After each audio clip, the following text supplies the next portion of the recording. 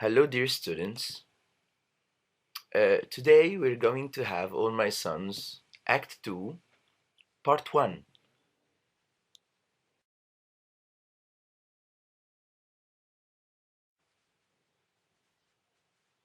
As you can see, here is a reminder of the characters, and this kind of reminder of the four main families that we're going to tackle with.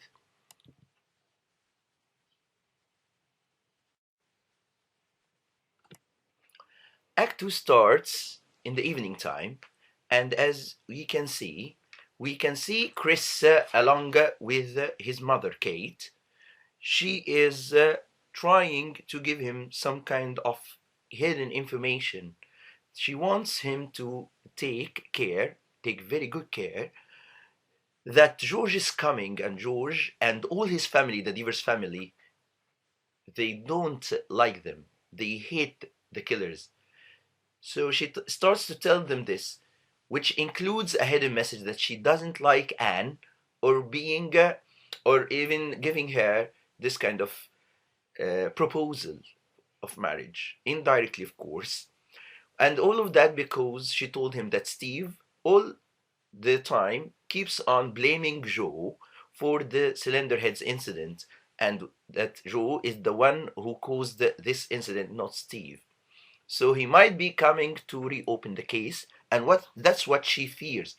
So she's asking her own son to stand by them if he comes, and to stand by them if he reopens the case, because she can't stand it alone or bear it alone.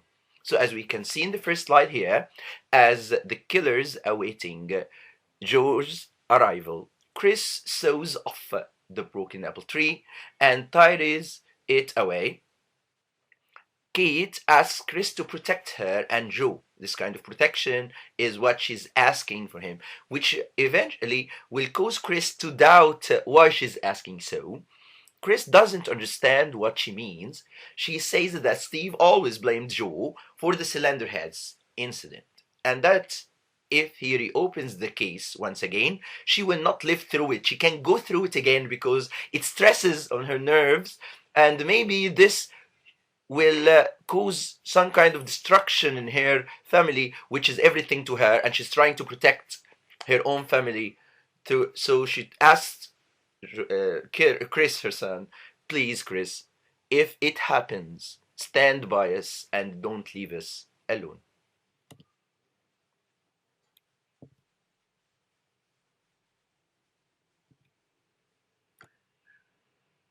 Okay, and here then they are interrupted by the arrival of Anne.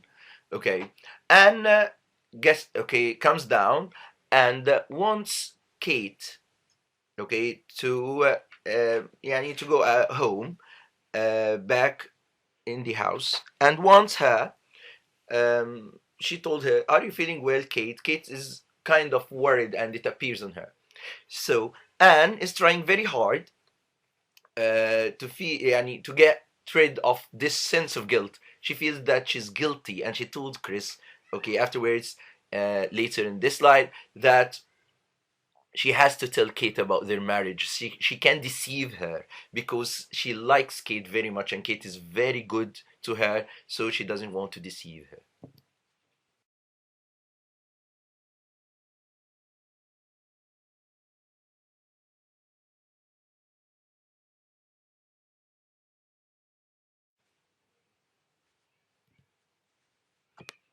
Okay, then Chris goes inside the house and he starts to settle things together. Anne is alone and she found Sue in front of her. Just to remind you who is Sue, Sue Bayliss, she is the wife of Jim Bayliss, Dr. Jim Bayliss, Chris's friend and neighbor. So Sue comes and she's looking for Jim. Jim, where are you? Where are you? Where is my husband? Is my husband here? And starts to tell her he went to the station to bring my own brother. Sue is kind of confused. My own husband, your neighbor, went to bring your brother from the station. How come?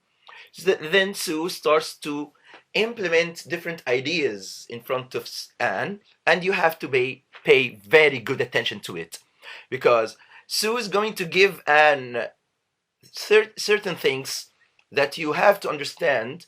As we, as readers and as viewers and audience, we get and tend to know that Sue doesn't like Chris.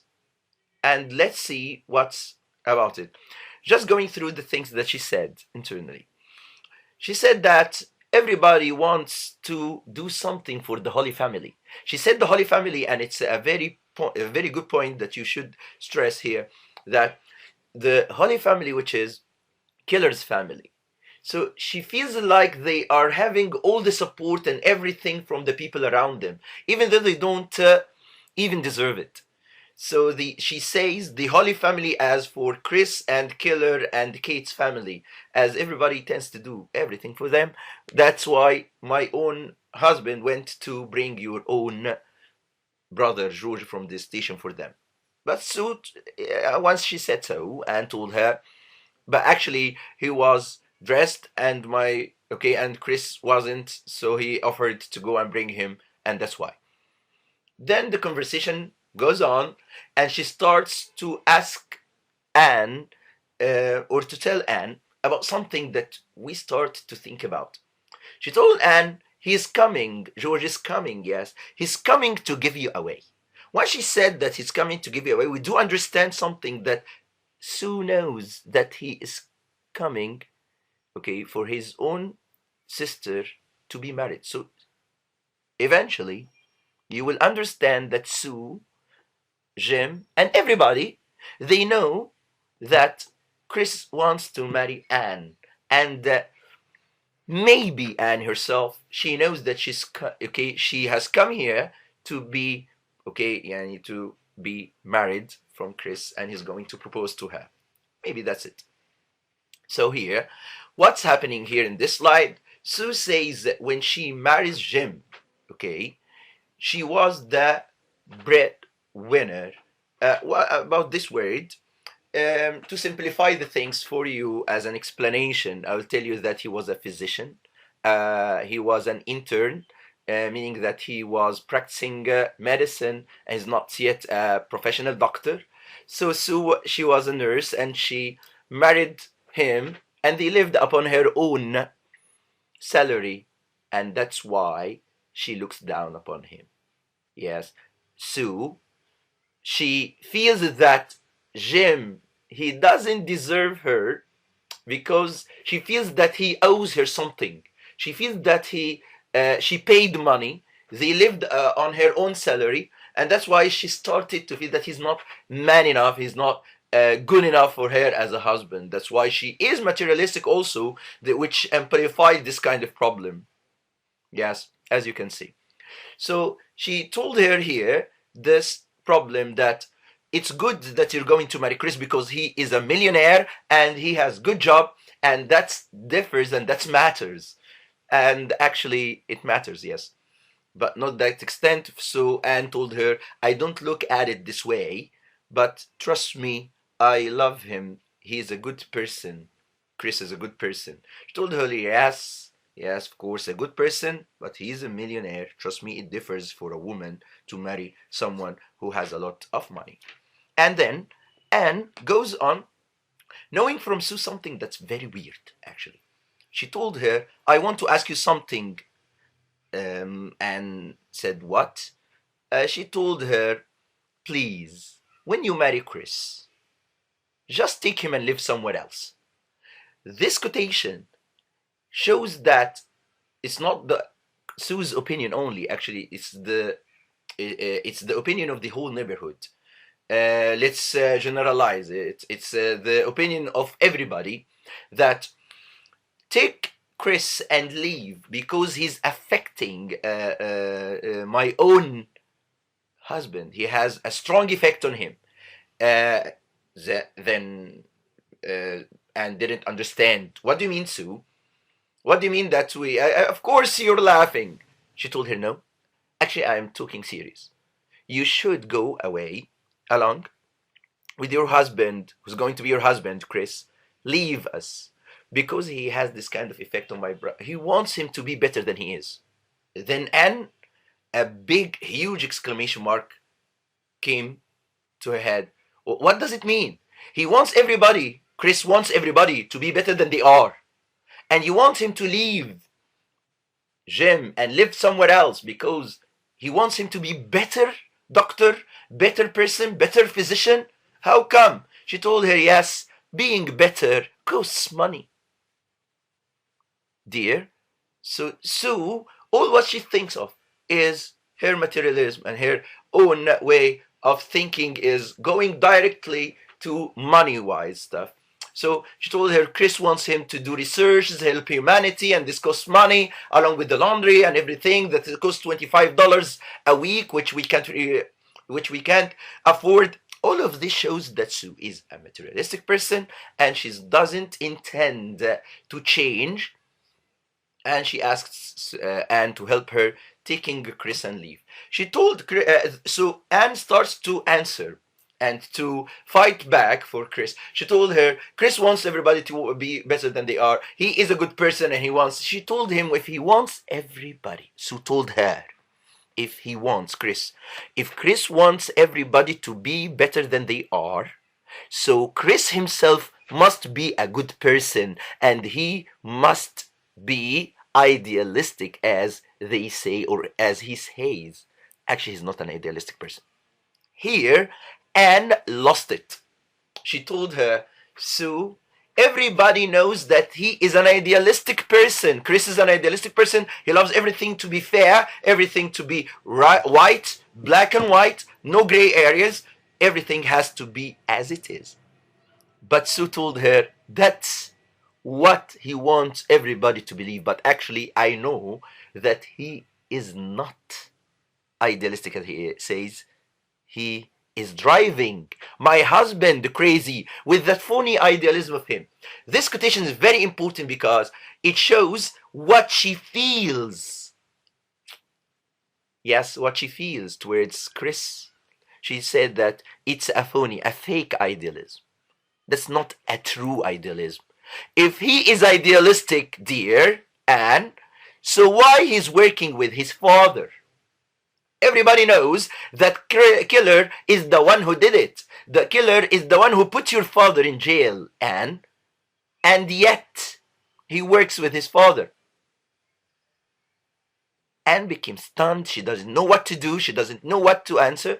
But she started to fight back for Chris and for her love.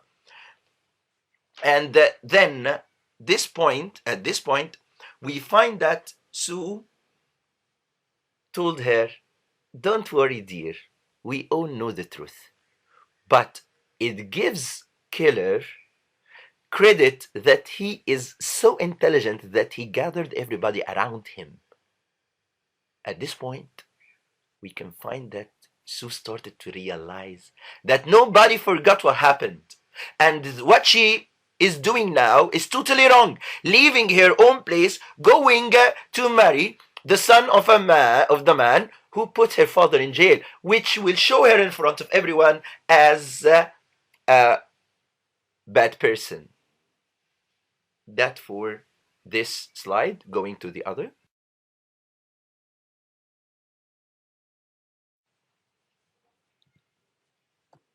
Okay.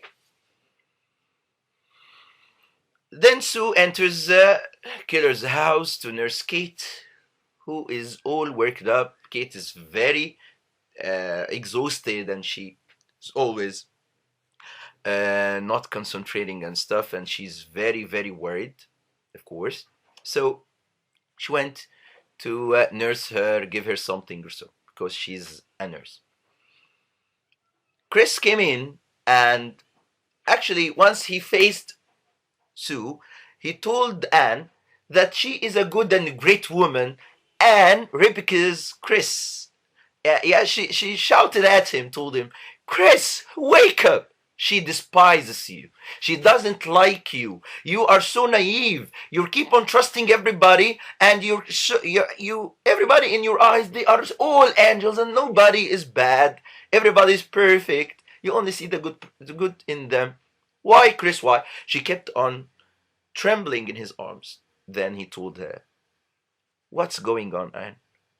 Why? Why are you so furious?" She told him, "Because you have to stop being so innocent and so naive. Why didn't you tell me, Chris, that they didn't forget what my father did and the incident? Everybody knows that your father is the one who did it, and he..." Then Chris assures her, told her, "No, no, no, don't say so. My father is innocent. Do you think that I would leave him if he is not innocent? I won't bear it. I won't stand it if he's not innocent. My father is innocent.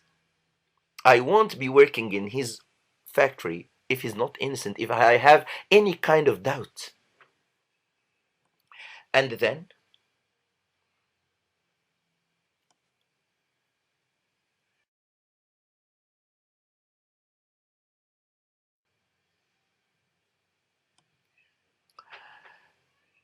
Joe started to come down. He was sleeping upstairs. Sleeping upstairs, which shows that he is worried because whenever they say that, whenever he's worried, he sleeps. So when they say that he's sleeping, actually he wasn't. I believe that he was thinking of what to do,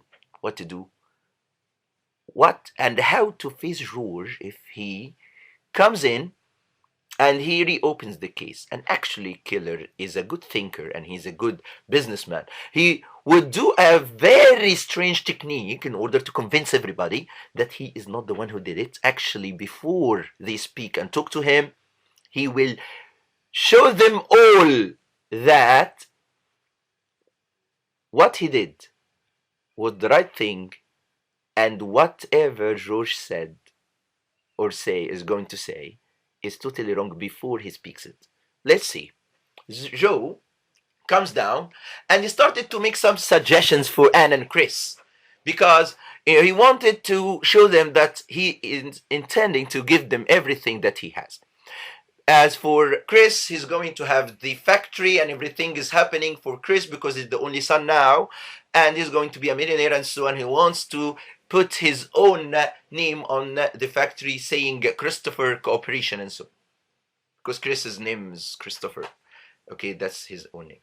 So, and then he asked about George that he is a lawyer. He told and offered Anne that he can give George a position to work in a famous lawyer's office in town whom he knows, and is going to pay for all his training, and he's going to be a well-trained lawyer in town.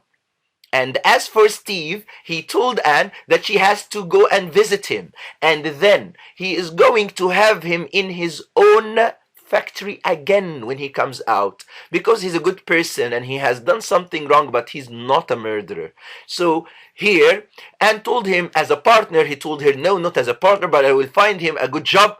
Here, Chris stopped him.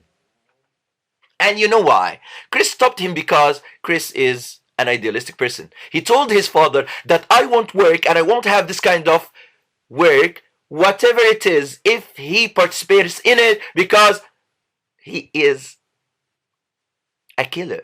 He killed the 21 pilots. Intentionally or unintentionally, he is a man who deserves to be imprisoned, and I won't work in this kind of work if he is going to work in the factory. Here, Killer started to feel sorry for him and for Steve, of course, because he's a father and he knows that they have left him alone in prison and they didn't even bother to see how he's doing or so. So he told them all, Anne and Chris, a father is a father. Whatever happens and whatever he does, he's a father. They have to act as if he's a father. If he's a criminal, he's a father. They have to go and visit him. He is a father. As if he is defending himself if he got prisoned. He started to feel that he destroyed the man's life, family, work, and everything. Yes, he felt. He feels so, that's why he's trying to defend him. Chris started to tell his father, "Father, don't even Don't even think about saying such words because they show you guilty. They give me the sense that you are guilty, father. So his father is trying very hard to show them that he's supportive. He wants them to come back. He wants Steve when he comes out. He told Chris, I'm doing this for you. When you marry Anne, he will come out from prison so angry. But when you marry Anne, and he knows that I helped George, I helped Anne, I helped you, Chris, and I helped them to come back, maybe he will calm down about it and everything will happen and everything will come all right. Don't worry, Chris, I'm doing all of this for you, not for anybody else.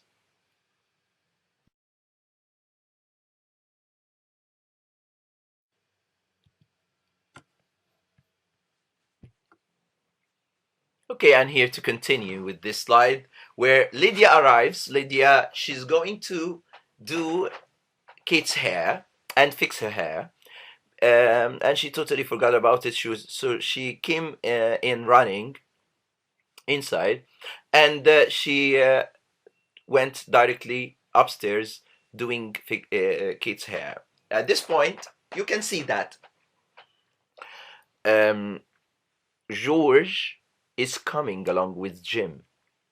Jim arrives. Jim came in alone and told Chris that George is furious and his eyes, they are red and he's furious and you should go and talk to him first before coming in because I know that it might spoil whatever you're planning, Chris. Actually, Chris told him, no, let him come in. I won't fear him. Here we're going to have a dilemma. Yes. Each and every one of them is going to defend himself, defend his father. First, they will attack each other, then, okay, speech-wise, of course, they're going to attack each other, then they're going to try to attack each fathers. Okay, so let's see how this conversation is going. Okay, Jim came in and he announced George's arrival. Or George came in, Jim left. George started to speak to Anne. How are you? He is furious and he's totally pissed, and he doesn't want anybody to talk to him. He didn't even shake hands with Chris. He threw his hand. So being so angry, it shows that George, he has believed his father's words, which actually we said it before in Act 1, and the historical, or the we said it before, the thing that happened during the war in Act 1. So he heard his father's side of the story and he believed him. Now he's wearing his father's hat. Do you know what does this mean? When you have something from your father, each and everybody, one of you, I myself, I have my father's watch. So it reminds me of how he lived and how he wants me to live, and it reminds me of his teachings. And so actually, George having his father's hat means that I'm going to have your hat, I'm going to have your revenge from this family. I'm going to reopen the case, I'm going to prove everything to everybody, and I'm going to get you out of it. I am a lawyer and I can go through it all. So wearing his father's hat is an indication that he's going to have his father's revenge from this family. So he acts coldly towards Chris.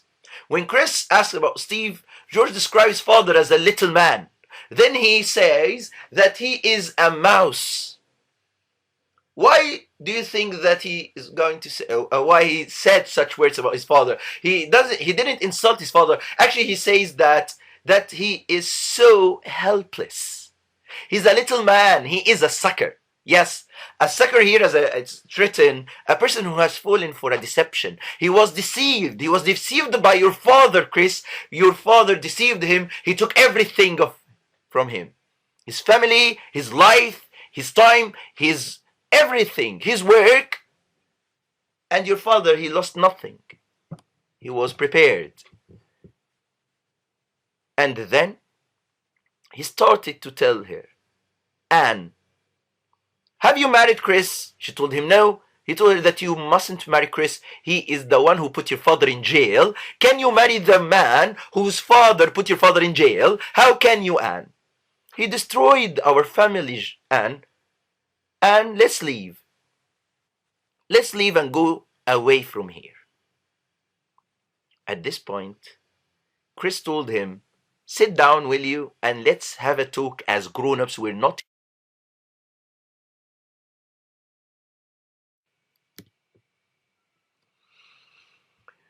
Yes, as you can see here, George tells Anne Steve's version of the Cylinderhead incidents and story. As you can see between brackets, I said true. It's the true version, not Killer's version that we've said before in Act 1. It's the true version of the Cylinderheads incident. When Steve arrived at the factory, the foreman had shown him the cracked cylinder heads. Steve had called Joe and told him to come to the factory, but Joe stayed away. Steve called again later, by which time the army was screaming, whipping them with phone calls, wanting the cylinder heads and spare parts very bad. Joe had told him to weld and to cover the cracks. Weld over the cracks and ship them out. Joe had claimed he was sick with influenza and could not come in, or couldn't even pick up the phone. Later in court, Joe had denied that the phone call ever happened. This is what George heard from his own father.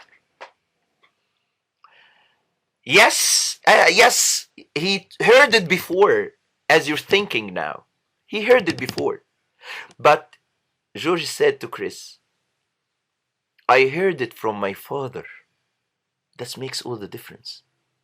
He heard it from his father because he knows his father. He knows when he lies. He knows when he's telling the truth. He knows everything about him. So when he heard his father, he believed him. He knew that his father was telling the truth. Chris, I heard it from him, and that's why I believed him. He's my father. I know him. Chris refuses to believe this version because this version accuses Killer. And if Killer is accused, then Chris's idealism is phony, as Sue says. Why? Because by this Chris would have worked with his father for all those years, knowing in front of everybody, knowing that he is the one who did it. So his idealism is phony, working with the man who put another man in jail for only one thing, to keep his business going. Chris screamed to George, telling him, George, why have you changed your mind? You believed before that your father is the one who did it. Allo, I didn't hear it from him. I believed it, Chris, because you believed it, Chris. I trust in you, Chris. I trust in your idealism. I trust you to the extent that I believe that my own father is a murderer and a criminal, because you, Chris, believed it. But now it has changed because I heard it from him. That makes all the difference. Chris telling him that I still believe that your father is the one who did it. George told him, but it's different now. I heard it from him. So, going on to the next point, where each and every one of them is trying to defend his father, Chris was trying to defend his father, and you can see it now when I tell you these two examples, and let's finish this part by those two examples and how Chris defended it. Let's see. George told Chris, let me tell you that why should you believe that my father is the one who's innocent and you, Killer, is the one who did it? Killer is the kind of boss who checks the light of his own factory each and every day before leaving. Killer is the one who knows how many minutes his workers spend in the toilet. Is the kind of boss who would let 121 cylinder heads out without checking them, without knowing that they are defective or not. Chris told him, yes, He's this kind of person. He would leave 121 cylinder heads without noticing it. Then George told him, yes, he's the kind of boss who would do that, truly. And my father, that frightened mouse who can't even buy a shirt by himself, is the one who did it. Do you want me to believe so? Chris told him, maybe because he is a frightened mouse. He was frightened from my father and he did it. And that's why. All of that was in front of Anne. And all of this tension was going in. And you can see that here, what broke the ice between them was Kate's arrival. Kate came in, and we will finish this part at this point, and we will continue, hopefully, inshallah.